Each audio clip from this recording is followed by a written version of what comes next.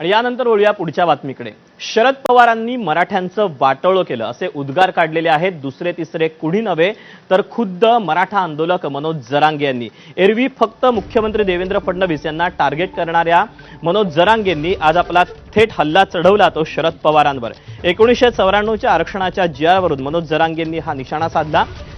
यापूर्वी जरांगेंनी मराठा आरक्षणासाठी अनेक आंदोलनं केली, शेकडो सभाही घेतल्या, मात्र त्यांनी कधीही शरद पवारांवर थेट टीका केली नव्हती।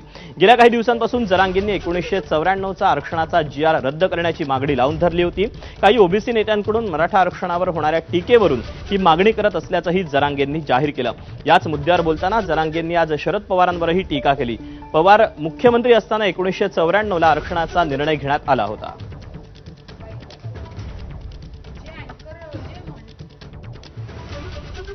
ओबीसीची खरी फसवणूक आणि वाटोळं जर उद्ध्वस्त कोणी केलं असेल तर ओबीसीच्या नेत्यानंच ओबीसीला उद्ध्वस्त केले, कारण आमचं आरक्षण आम्हाला 16% माघारी मिळणार आहे। अहो ज्यांनी दिलं त्यांचा उपकार नाही आणला, ज्यांनी दिलं आमचं तर दिलं हो, आमचं तर वाटोळंच केलं देणारांनी।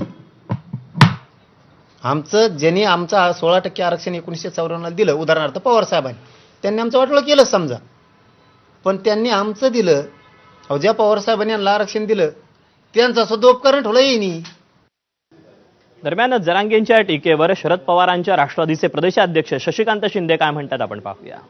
मनोज जरांगेंचं मागचं मी बघितलं तेव्हा बोलले शरद पवार तिथे गेल्यानंतर बोलले की काय माणसाची पॉवर आहे।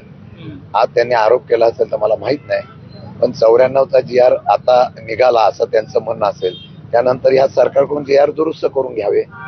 मला वाटतं की आता आरक्षणाच्या माध्यमातून जी त्यांची लढाई आहे त्याला राजकीय रंग लागू नये अशी माझी विनंती आहे।